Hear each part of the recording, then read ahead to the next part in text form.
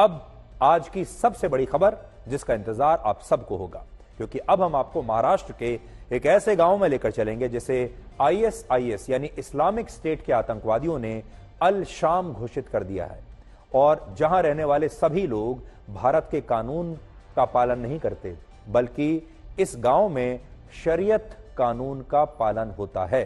और आईएसआईएस के लिए भारत का यह गांव एक लिबरेटेड जोन था, यानी एक आजाद क्षेत्र था। लिबरेटेड जोन का मतलब उस क्षेत्र से है जो भारत से आजाद होकर इस्लामिक स्टेट का हिस्सा बन गया है, और जिसे कट्टरपंथी अल शाम यानी ग्रेटर सीरिया का एक आजाद क्षेत्र मानते थे। ये जो जगह आप देख रहे हैं, आपको लगेगा तो ऐसा ही कि भारत का कोई हिस्सा है, भारत का कोई महाराष्ट्र का एक कोई छोटा गांव है, लेकिन असल में ये आतंकवादी इसे ग्रेटर सीरिया का आजाद क्षेत्र मानते थे। सोचिए कितनी खतरनाक बात है कि भारत के एक गांव को इस्लामिक स्टेट ने सीरिया घोषित करके वहां पर शरीयत कानून को लागू करवा दिया, लेकिन इस देश के लोगों को, सरकार को, एजेंसीज को इसकी भनक तक नहीं लगी। इस बात का खुलासा तब हुआ जब 9 और 10 दिसंबर को एनआईए ने महाराष्ट्र और कर्नाटक में अलग अलग 44 ठिकानों पर छापे मारे, और इस दौरान सबसे बड़ी रेड थाने जिले के इसी बोरीवली गांव में हुई। यह गांव पड़घा नाम के एक क्षेत्र में आता है, जहां से एनआईए ने इस्लामिक स्टेट से जुड़े कुल 15 संदिग्धों को गिरफ्तार किया। लेकिन अब यह पता चला कि ये सारे आतंकवादी इस्लामिक स्टेट के महाराष्ट्र मॉड्यूल से जुड़े हुए थे, और इन आतंकवादियों ने ठाणे जिले के इस गांव को आजाद क्षेत्र घोषित करके वहां शरीयत कानून को लागू कर दिया था। और इस गांव में आईएसआईएस के लिए बड़े पैमाने पर युवाओं की भर्ती की जा रही थी। सोचिए, भारत देश में आईएसआईएस के लिए भर्ती चल रही है, भारत देश में आईएसआईएस के आतंकवादियों ने पूरे गांव पर कब्जा कर रखा है, उस पर भारत का संविधान नहीं चलता, भारत की पुलिस नहीं जा सकती, भारत का मीडिया नहीं जा सकता, और वहां शरीयत कानून चलता है। जांच में यह भी पता चला कि सारे आतंकवादी देश भर में 400 से ज्यादा स्थानों पर ड्रोन से आतंकवादी हमले करने की योजना बना रहे थे। तो सोचिए, लगभग वैसे ही हमले जैसे हमास ने कुछ दिन पहले इजराइल पर किए थे। अभी तक आपने हमारे देश में ड्रोन के जरिए आतंकवादी हमलों के बारे में नहीं सुना होगा। अब आतंकवादी पूरी दुनिया में ड्रोन के जरिए हमले करते हैं, और इनकी योजना यही थी कि ये पहली बार भारत में ड्रोन के जरिए 400 स्थानों पर हमला करते।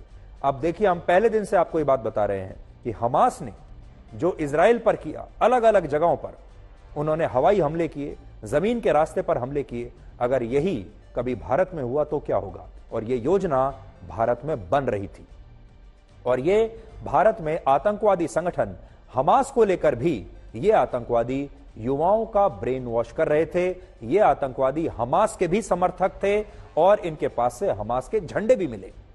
एनआईए ने जब इस गांव में मौजूद कई घरों की तलाशी ली तो वहां से हमास के कुल मिलाकर 51 झंडे बरामद हुए। अब सोचिए, भारत में महाराष्ट्र के एक गांव में जो मुंबई से 50 किलोमीटर दूर है, वहां हमास के झंडे क्या कर रहे हैं।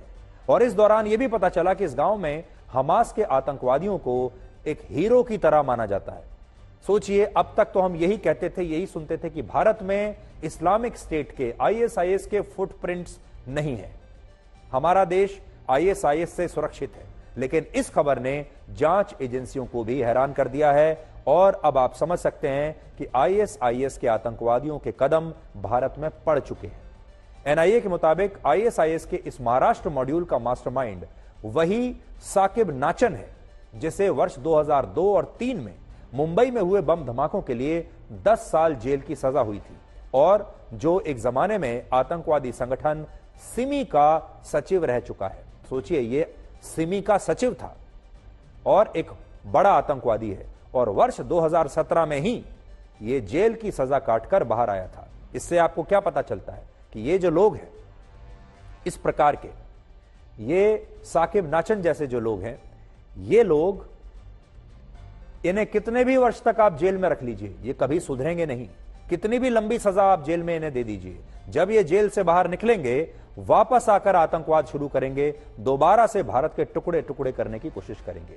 आपको जानकर हैरानी होगी कि इस आतंकवादी ने आईएसआईएस को खुश करने के लिए पहले महाराष्ट्र के पूरे गांव को ग्रेटर सीरिया का आजाद क्षेत्र घोषित किया, और इसके बाद यह देश भर से एक खास धर्म के युवाओं को इस गांव में आकर रहने के लिए उनका ब्रेन वॉश करता था कि आप यहां आ जाइए, और युवाओं से कहता था कि अगर ये युवा भारत के कानून की बजाय शरीयत कानून की छत्र छाया में जीना चाहते हैं तो उन्हें इस गांव में आकर रहना चाहिए, क्योंकि ये गांव अब भारत की नहीं बल्कि इस्लामिक स्टेट का हिस्सा है।